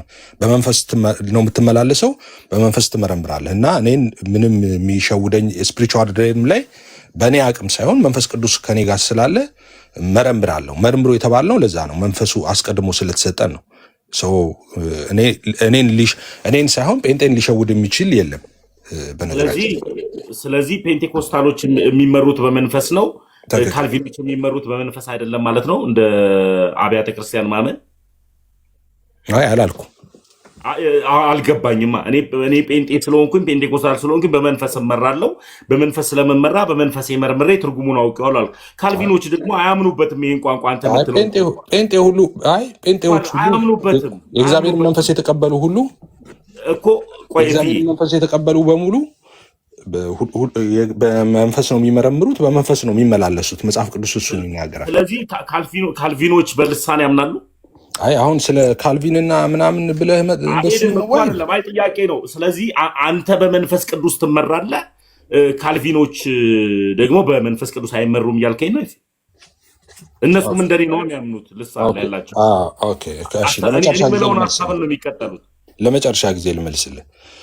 ካልቪን አልከው፣ ፔንቴኮስታል አልከው፣ ሙሉ ወንጌል አልከው፣ ታድሶ አልከው፣ ማንም በለው የፈለከውን አምጣው፣ ግን ሁሉም የጌታን መንፈስ ጌታን የተቀበለ በሙሉ የጌታን መንፈስ ተቀብለዋል። የጌታ መንፈስ ያለበት ሁሉ የሚመላለሰው በመንፈስ ነው። ስለዚህ በመንፈስ ኢቫሉዌት የማድረግ እውነቱን ከውሸት ብርሃን ከጨለማ እውነት ከውሸት የመለየት ያ አቅም በውስጡ አለ። ስለዚህ ይመረምራል፣ አይደንቲፋይ ያደርጋል ማለት ነው። አጋንንት ሊያታልለው አይችልም። አጋንንት ሊያታልለው ዲሲቭ ሊያደርግ የሚችለው የእግዚአብሔር መንፈስ የሌለበትን ሰው ነው። ስለዚህ የጌታ መንፈስ እንዲኖርብህ ደግሞ ጌታን መቀበልና መንፈስ ቅዱስን መቀበል ነው ያለብህ። እሱ ነው እንጂ ካልቪን እንትነህ ምናምን የሚባል ነገር የለም። የጌታ መጽሐፍ ቅዱስ የሚናገረው የእግዚአብሔር ልጆች ነው የሚለው። የእግዚአብሔር ልጆች በመንፈስ የሚመሩ እነዚህ የእግዚአብሔር ልጆች ናቸው ይላል። በመንፈስ የሚመሩ ሰው የእግዚአብሔር ልጆች መገለጫ ነው እንጂ የካልቪንና የአልመን ምናምን መገለጫ አይደለም። እንደዛ አይልም መጽሐፍ ቅዱስ። እንትኖችም እኮ አያምኑም እኮ ሜኖናይቶችም አያምኑም። ልሳን የሚለውን ሀሳብን ሜኖናይትም አያምንም። እኔ ልሳን የሚለውን እነሱ በመንፈስ ቅዱስ አይመሩም ሜኖናይቶችም። እኔ ልሳን የሚለውን ዓለም ላይ ሁሉም ሳያምንበት ቢቀር እኔና ጳውሎስ ብቻ ብንቀር ደስ ይለኛል። እንደውም ሁሉም ባይናገሩብኝ ሁሉ ደስ ይለኛል። በቃ የጳውሎስ አንተ በመንፈስ ትማራለህ። አንተ በመንፈስ ሃይማኖት ስለሆነ እኔና ጳውሎስ ብቻ በቂ ነን። እሱም ይናገራል፣ እኔም እናገራለሁ። ኤፊ እኮ ነው እኮ በተመቸኝ እኮ እዚህ ጋር ነው። እኔ አንዳንዴ ከአንተ ጋር ሳወራ እያፈለኝ ነው። እሺ አይ አይደለም። እስቲ ጴንጤዎች አንድ ጊዜ እስቲ ተሙን እስቲ ለተሙ ፍቅር አሳዩት። እስቲ እንወዳሃለን በሉት። ከተደቡኝ በቂ ነው። ኮመንት ላይ ተዋጭ ካንተ ጋር እንወዳሃለን በሉት ተሙን። አይ ማን ይሰድባል? እንዳለ ኮመንቱ እንዳለ ብታየው ሪከርድ አድርጌዋለሁ። በኋላ አሳያ ልክልሃለሁ እንዳለ ሀሳቡ የተሳደቡትን ሁሉ ከአንተ ጋር ልጋ ጴንጤ አይሳደብም። እዚህ ያለ ጴንጤ አይሳደብም። ችግር የለውም። ጌታን ማያውቁ ናችሁ። መጨረሻ ላይ ያው እንጸልይላቸውና ጌታን ይቀበላሉ። ሰው አባቱን ይመስላል። ቶ እኔ አሁን ልቀጥል ከአንተ ጋር ኤፍዬ። ስለዚህ አንተ ፔንቴኮስታል ነህ፣ የምትናገረውን ቋንቋ አታውቅም። ጳውሎስ ግን የሚናገረውን ቋንቋ ያውቃል። አንደኛ ቆሮንቶስ ምዕራፍ 14 ቁጥር 2 ላይ ተናጋሪው ለእግዚአብሔርና እኔ አሁን እየጸለይኩ ነው። ልክ ሐዋርያው ቅዱስ ጳውሎስ እንዳለው ሐዋርያው ቅዱስ ጳውሎስ ልሳን የምትናገሩ እንድተረጉሙ ትርጉም እንዲሰጣችሁ ጸልዩ አላለም? አሁን እኔ እየጸለይኩ ነው እና ትርጉም ይሰጠኛል። እንትን እንዳትል እንዳያሳስብ ሁሉ ግን አሁን አንተ የምታምንበትን ሀሳብ ሜኖናይትም፣ ሉተራውያንም፣ ካልቪንም፣ ፔንቴኮስታልም፣ አርሜኒም ሁሉም ይቀበለዋል ብለህ ታምናለህ? ይሄ አሁን አንተ የምትለውን ሀሳብ እኔ ምን አገባኝ? እኔ በድርጅት እኮ አይደለም የተሰጠኝ። እኔ መንፈስ ቅዱስ አለም ያልኩት ትምህርቱ ያላቸው ሁሉ ልሳን የሚለውን ሀሳብ አሁን አንተ እንደምትለው ይከተሉታል፣ ይቀበሉታል። እኔ አላውቅም። እኔ ተቀበሉት አልተቀበሉ እኔ ተሙዬ እኮ ነገርኩ እኮ እኔ ብቻዬን ልንብቀር ምድር ላይ ምንም ችግር የለብኝም። እኔ ብቻዬን በቃ የጳውሎስ ሃይማኖት ስለሆነ እኔ ከጳውሎስ ጋር እቀራለሁ ብቻዬን ማለት ነው። ወደሱ ወዳለበት እስክሄድ ድረስ ምን ቸገረኝ? እኔ መጽሐፍ ቅዱስ አለ ካለ ሐዋርያቶች ከተናገሩት ኢየሱስ ይናገራሉ፣ ያመኑትን እነዚህ ምልክቶች ይከተሏቸዋል፣ አዲስ ልሳን ይናገራሉ ካለኝ እንዴ ኢየሱስ የመሰረታት ሃይማኖት ውስጥ ቁጭ ብዬ የኢየሱስን ትምህርት ይዤ የሐዋርያትን የተቀበሉትን ጸጋ ተቀብዬ ኖሬ እኔ ምን አገባኝ? እኔ ማን ተቀበለ ተከተለኝ? እኔ ምን አገባኝ ተሙዬ። ስለዚህ ግን እኔና ጳውሎስ ከተከተለ ስትል መጽሐፍ ቅዱስ ብቻ ማኝ ከሆንክ ጳውሎስ 4 ነጥብ እርግጥ አድርጎ ውስጣችን እርክት ብሎ ልንቀበለው የምንችለው ጥቅስ ለምሳሌ ያክል ኢየሱስ ክርስቶስ እኔ መንገድ ሕይወት ነኝ ብሏል። ወደ አብ መድረሻ ሌላ ማንም የለም ከክርስቶስ ኢየሱስ ውጭ። ወደ አብ መግቢያ ማንም የለም ከክርስቶስ ኢየሱስ ደም ውጭ። ይህን መጽሐፍ ቅዱስ ባለሙሉ ስልጣን ስለሆነ መጽሐፍ ቅዱስ ላይ ተቀምጦልናል። ወደ አብ መግቢያው ማን ነው? ክርስቶስ ኢየሱስ ነው። ደሙ ነው መግቢያው። ሌላ የሚታረድልን በግ የለም። ሌላ የሚታረድልን ደም የለም። ደሙ ዛሬም እስከ ለዘለዓለም ትኩስ ነው ብለን እናምናለሁ። በቃ ይህን ስበከነ እስኪ 1-5 ደቂቃ ተሙዬ ይህን በለው። በቃ ደስ ብሎኛል። እና ይህ የክርስቶስ ኢየሱስ ደም ዘላለማዊ መሆኑን መጽሐፍ ቅዱስ ባለሙሉ ስልጣን ስለሆነ አስቀምጦታል። ይህን ልክ ጳውሎስ በሙሉ ባለስልጣን ያስቀመጠበትን ልሳን እኔ የምናገረው ቋንቋ ትርጉም አልባ ነው ብሎ ያስቀመጠ ወይም ደግሞ እኔ የምናገረው ቋንቋን እኔና እግዚአብሔር አናቀውም ብሎ ያስቀመጠበትን ባቅ ትርጉሙን አላቀውም ብሎ ያስቀመጠበትን ባቅ። እንደዚህ ጥቅስ ከሌለ ግን ኢየሱስ ላይ ብናወራ ደስ ይለኛል። ኢየሱስ መንገድ ነው፣ ህይወት ነው፣ ደሙ ዘላለማዊ ነው። እግዚአብሔር አላውቀውም ያለበትን አልክ ደግሞ እንዴት ተሙዬ እግዚአብሔር የሰጠኝን ቋንቋ አላውቀውም ያለበትን ጳውሎስ ያለበትን ነው ወይስ እግዚአብሔር አላውቀውም ያለበትን ያልክ መስሎኝ እኮ አስደነገጥከኝ። ጳውሎስማ እግዚአብሔር እኮ ሰባኪ ነው። ጳውሎስማ ተናገረ። ጳውሎስ ተናገረ። ምን አለን ጳውሎስ መሰለህ? ክርስቶስ ኢየሱስን ሲገፋውም ሲያሳድደውም የነበረው ለእግዚአብሔር ቀንቶለት ነው ጳውሎስ። ትክክል፣ እውነት ነው። ስለዚህ ጳውሎስ ከድሮም ጀምሮ ፈራ እግዚአብሔር ያለ እግዚአብሔር አገልጋይ። እኔ የተናገርኩ ከእግዚአብሔር ተቀበልኩት እንኳን አይደለም። ድሮ አልነበረም። አንተ አሁን ድሮ እንደነበርከው ክርስቲያን ሆነ አሁን ደግሞ ጌታን እያሳደድከው እንዳለ አሁን እንደ ጌታ የቀና መስሎ ልክ እንደዛ ነው። ድሮ የጌታ አገልጋይ አለ። እኔ ጌታን ገብቶኝ ነው። ጌታ ምስክሬ። ስፔሻሊ አሁን ጌታ እንዴት እንደገባኝ እንዴት ላስረዳ? ኢየሱስ እንዴት እንደገባኝ። ሰው ኢየሱስ ከገባው በቃ እኔን ነው የሚሆነው። ኢየሱስ ከገባው እኔን ነው የሚሆነው። አዎ በቃ እኔ ያዝኩትን ህይወትን ነው የሚይዘው። አንተማ የዳንክበትን እውነት እኮ የጸጋውን መንፈስ እኮ ረግጠህ እኮ አከፋፍተህ ሄድክ እኮ። እውነት ነው የምነግርህ። ለምን መሰለ 85,000 አይነት አስተምህሮ ብትንትን አድርጌ ወደ አንድ ትምህርት መምጣት ራሱ የሚገርም ነው። 85,000 አይነት አስተምህሮ ትቼ ወደ አንድ ትምህርት መምጣት፣ አንዱም ትምህርት ደግሞ እውነት መንገድ ህይወት ያለበት አንዲት ሃይማኖት ላይ መሆኗን አውቄ መምጣት የራሱ በጣም የሚገርም ነው። ሰውማ ከገባውማ እኔ የተከተልኩትን መንገድ ነው የሚከተለው። ኦኬ አይደለም። አሁን እኮ እኔ ስለ ተቋም አይደለም ያወራሁት። እኔ አሁን ተቋም ሳይሆን ስለ እውነት አንተ ኢየሱስ አላዳነኝም ብለህ ሄድክ እኮ። ኢየሱስ አያድንም፣ ጸጋው አያድንም ብለህ ሄድክ አይደለ? ሲጀምር ያለ ክርስቶስ ኢየሱስ መዳን የለም። አይ ኢየሱስ የዳንክበትን እውነት ረግጠህ አልዳንኩም ነበር ብለህ አይደል መንፈስ ቅዱስን ሰድበህ የወጣኸው? ተሙዬ እኔ መንፈስ ቅዱስን አልሰደብኩም። መንፈስ ቅዱስን ሞር ተከተልኩት እንጂ መንፈስ ቅዱስን ፕሮቴስታንቶች በቃላት ይገድቡት ነበር ልሳን ብለው። እኔ ከቋንቋ በላይ ነው መንፈስ ቅዱስ አምላክ ነው ብዬ እኮ ነው የተከተልኩት እኮ። አሁን እኮ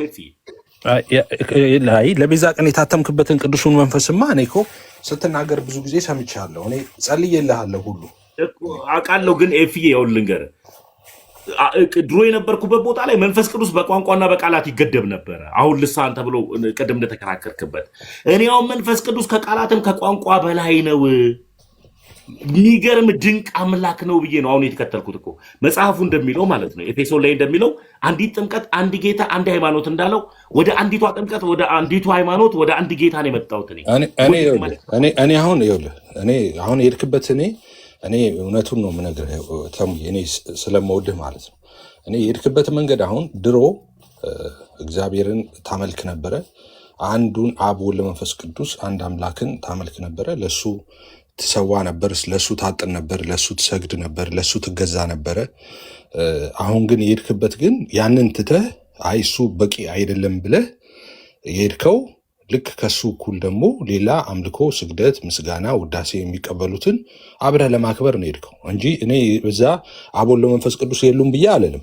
አብ ወልድ መንፈስ ቅዱስ እዛ አሉ፣ ግን የሉም አልልም እዛ።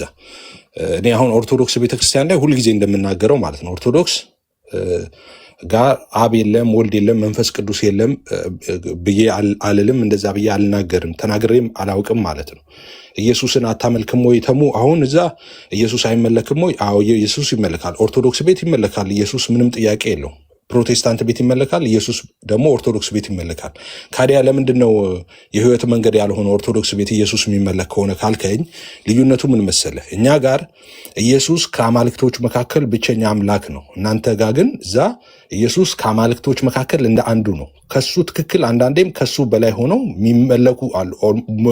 አናመልክም ትለኛለህ አሁን ብልጠይቅ እርግጠኛ ለሱ የሚቀርብ ስግደት፣ ለሱ የሚቀርብ ውዳሴ፣ ለሱ የሚቀርብ መስዋዕት እየቀረበላቸው ከሱ እኩል ዙፋን ተዘርግቶላቸው ያሉ ብዙ አማልክታት አሉ።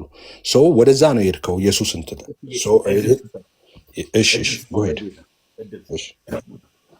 ኦልሞስት ልሳን ላይ መልስ እንደሌላችሁ ስለማቅ ፕሮቴስታንቶች ስለማትመልስ እኔ ፍዬ ስለማቅ ወደ ፈለግከው ቶፒክ ሄዳል። ወደ ፈለግከው ቶፒክ ፈስሼ ልመልስልሃል። ልሳን ላይ ፈጽሞ ፔንቴኮስታሎች ሊመልሱት የማይችሉት ሀሳብ ስለሆነ 85,000 አይነት ትምህርት ስላላቸው አንዱ ነው ከ85,000 አንዱ ነው ልሳን የሚለውን የሚቀበለው። እሱም ፔንቴኮስታል የሚባል ሙቭመንት ላይ ያሉ ናቸው። እነሱን ግማሹ ይቃወሟቸዋል፣ ግማሹ አይቃወሟቸውም። ግን እንደፈለግከው ልፍሰስልህና በፈለግከው ሀሳብ እኔ ልሂድል አንዳንድ ጊዜ ተመስገን ማርያምን እኮ ታመልካታለህ ሲለኝ እኔ አመልካታለሁ ካልኩት እኔ ነው የሚከተለው ሰው መስማት ያለበት። አይ አላመልካትም ካልኩኝ ደግሞ እኔ ነው መስማት ያለበት። ከኔ በላይ ለእኔ የገባኝን እውነት ሊያስረዳልኝ የሚችል ሰው የለም።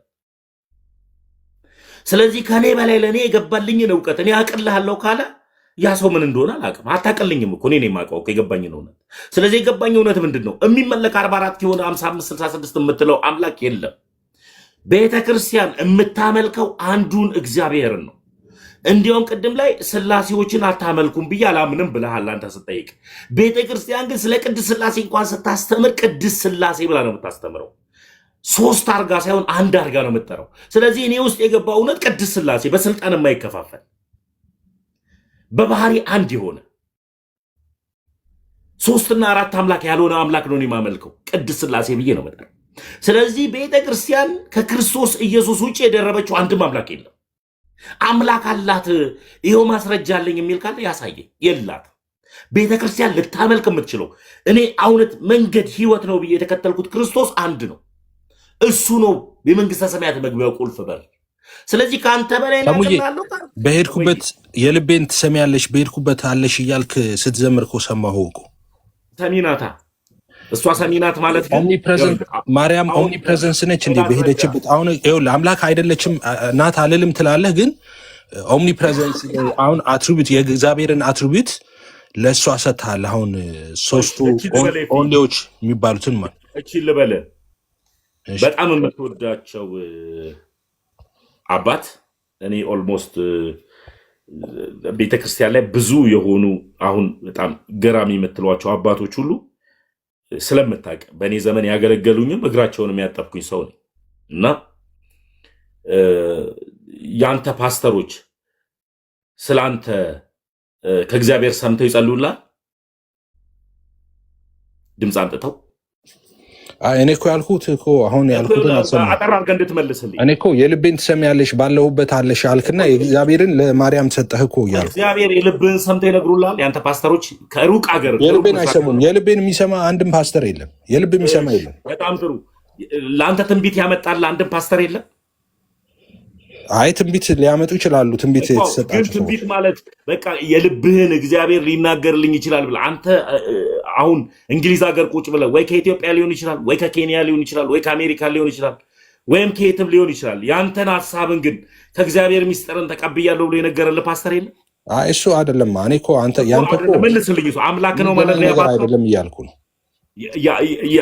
ያ ፓስተር አምላክ ነው ማለት ነው? የሚገናኝ ነገር አይደለም። እኔ ካልኩት ጋር የሚገናኝ ነው እንጂ ነገርኩህ። ይፍዬ በአካል የማታገኘው ሰውዬ እኮ ነው። በአካል የማታገኘው ሰው አይደለም። በአካል ማላገኘው ነው። በአካል ማላገኘው ሰው ነው። ምድር ላይ ኤግዚስት የሚያደርግ በአካል ማላገኘው ሰውዬ ደውሎልኝ ኤፍሬም እንደዚህ ብሎ ሊጸልይልኝ ይችላል ስለኔ ምድር ላይ ኤግዚስት የሚያደርግ ዋሬቨር እሱን አይደለም። መሬት ላይ ያለ ነገር ግን አንተ እንግሊዝ ቁጭ ብለህ ከኢትዮጵያ ለአንተ መልእክት ያመጣልህ ፓስተር የለም? መልእክት ያመጣልኝ የለም። አመጣልኝ ብዬ ልውሰደው። ስለዚህ ነብይና ትንቢት የሚባል የለም። ያመጣልኝ ሰው የለም። አይ ከኢትዮጵያ ደውሎ ለእኔ አሁን ለንደን የነገረኝ የለም። ግን ልቀበል ለአርጊመንቱ እንዲመች እሺ ልበል ነው ለአርጊመንቱ እንዲመች እሺ ልበል። እንደሱ ከሆነ አንተ ነብይም ትንቢትም ሐዋርያትም የለም ብለህ ነው የምታምነው ማለት ነው። ቆይ አይ ተው እሱን እና እሺ ልቀበል ጸልይልኝ ብዬ ለአንተ አሁን ለአርጊመንታችን እንዲሆን አንተ በሌለህበት እሺ ቆይ ተቀበልኩ። አሁንና አንድ ሰው ከሀገር ቤት ደወለልኝ፣ ሚስተር ኤክስ የሚባል ሰውዬ ደወለልኝና በቃ የጌታ መንፈስ እንደዚህ ብሎኝ ነው ስለአንተ ምናምን አለኝና ደውሎ ለእኔ ነገረኝ። እሺ ተቀበልኩ። ይሄንን እንደዚህ ሆነ ልበል። እሺ ሶዋት። ስለዚህ አንተ በክርስቶስ ኢየሱስ ያመንክ ነህ? ይፍዬ አዎ ያመንኩ ነኝ። በጣም ጥሩ። በክርስቶስ ኢየሱስ ያመኑ ሕያዋን ናቸው ሙታኖች ናቸው? በክርስቶስ ኢየሱስ ያመኑ ሕያዋን ናቸው ሙታን ናቸው። በሁለት መንገድ ነው እሱ የምንረዳው። ሕያዋን ናቸው ስትለው ከዘላለም ከሰልቬሽን ዋይት ከሆነ የምታወራው ሕያዋን ናቸው፣ ምን ጥያቄ የለውም። ሞት የምትለው ደግሞ የትኛው ጊዜያውን ሞት ከሆነ ጻድቃንም ይሞታሉ ተብለዋል በመጽሐፍ ቅዱስ። ሞተዋል ጻድቃንም። ኦኬ የሞቱ አሉ፣ በህይወት ደግሞ ያለን አለን። ሕያውነቱን የምታወራው ስለ ዘላለማዊ እረፍትና ስለ ዘላለማዊነታቸው ስለሱ ከሆነ ኦፍኮርስ ሕያዋን ያው ሁለቱ መለየት ስላለበት ማለት ነው። ማለት አልገባኝም። በክርስቶስ ኢየሱስ ያመኑ ሕያዋን ናቸው ሕያዋን አይደሉም? ሕያዋን ናቸው ስትል ምን እያልክ ነው? ወደ ዘላለም ደስታና እረፍታቸው ገብተዋል እያልክ ነው? በክርስቶስ ኢየሱስ የሚያምኑ ሕያዋን ናቸው፣ ሕያዋን አይደሉም? እኮ ሕያዋን አይደሉም ማለት በምን ሴንስ? በክርስቶስ ኢየሱስ የሚያምኑ መጽሐፍ ቅዱስ እንዴት ያስቀምጠዋል መሰለ እኮ መጽሐፍ ቅዱስ በሁለት መንገድ ያስቀምጠዋል። በሁለት ያስቀምጠውን አሳየኝ። ተሙዬ ብዙ ጊዜ ያው ቲክቶክ ላይ ሲናገር ለወጣ ነበረ ከቤት ላሳየ። ብዙ ጊዜ ኦርቶዶክሶች እንደዛ ሲናገሩ ሰማለሁ። መምህራን ጻድቃን ይባላል ምናምን ሲባል ሰማለሁ። ሞቱ ይባላል ድብና አድርገው ነው እንጂ ጻድቃን እሱን እኮ ለምን መሰለክ? እሺ አሳያለሁ። ስለዚህ አንተም በክርስቶስ ኢየሱስ አምነህ ሙታን ነው የምትባለው። አንደሱ ከሆነ አንተም አሁን በክርስቶስ ኢየሱስ አምነህ ሙታን ነው የምትባለው። አይደለም ሙታን የሚለው አይደለም። ሙታን የሚባለው በሁለት መንገድ ነው። አሁን ሙት የሚባለው በክርስቶስ ኢየሱስ የሚያምኑ አልሰማኝም እኮ እኔ ስናገር እንትን አትበለኝ። ሙት የሚባለው በሁለት የሚገለጥ ነው። አንደኛው መጽሐፍ ቅዱስ ሁለት አይነት ሙት የሚለው አለ። አንደኛው ሙት ሰዎች በስጋ ሲሞቱ፣ ጳውሎስ ሞተዋል አይደል? በስጋ እኔ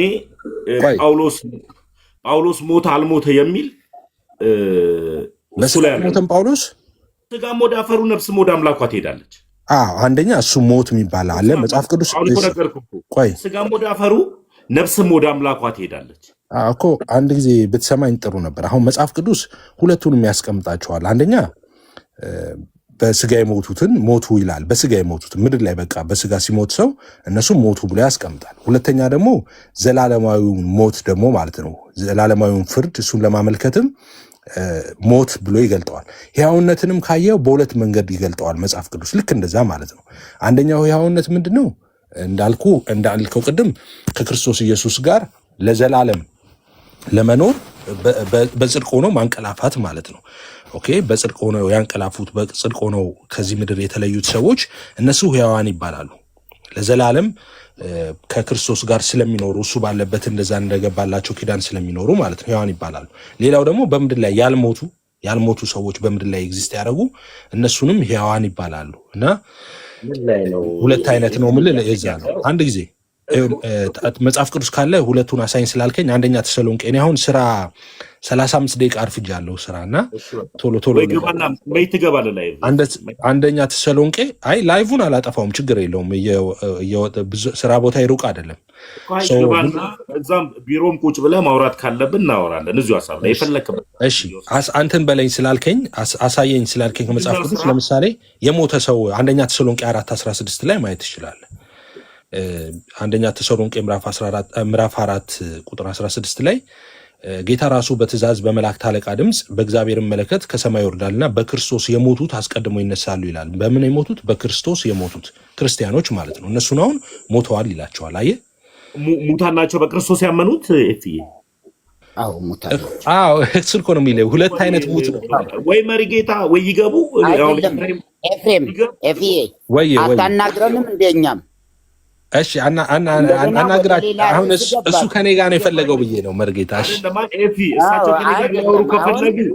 በልሳን ዙሪያ አይደለም ከአንተ ጋር አይደለም፣ በልሳን ዙሪያ ለሚሰሙ 500 ሰው ከፈለጉ ለነዚህ 500 አንተ ምን ኧረ እድል ስጠኝ አንድ ጊዜ። እኔ ምንም አላወራሁም መሪጌታ፣ እባክህ አከብረው።